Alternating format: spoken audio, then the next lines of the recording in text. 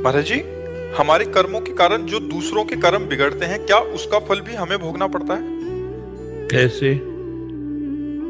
हमारे कर्मों के कारण दूसरों के कर्म बिगड़ते हैं, कैसे? महाराज जी, अगर हम कुछ गलत करते हैं तो आवेश में आकर वो भी अगर मतलब कि कुछ गलत कर देता है तो उसके कर्म बिगड़ गए फिर। लेकिन उसका विवेक अगर काम कर जाए, बुद्धि काम कर जाए और अपने को बचाना चाहे तो बचा सकता है। तुम किसी के कर्म बिगाड़ नहीं सकते हो, तुम अपने ही कर्म बिगाड़ सकते हो।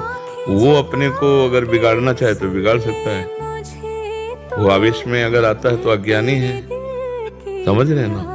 तो आपको जो जितना भी आप कुछ करेंगे वो आप अपने लिए ही करेंगे, आप समझ रहे हैं? आप अगर दूसरे को अमृत पिलाते हैं तो उसका परिणाम भी आपको अमृत ही मिलेगा।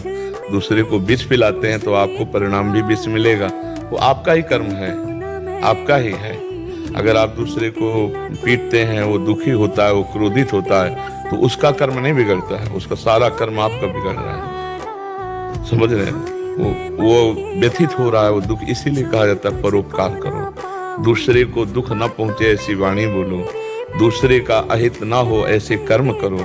मानव जीवन बहुत सुंदर जीवन है, पशु जीवन थोड़ी नहीं। पशु जीवन में जब जहाँ जैसे प्रारब्ध हुआ वैसा वहां कर होता है, उसमें विवेक नहीं, बुद्धि नहीं। मनुष्य जीवन विवेक प्रधान है।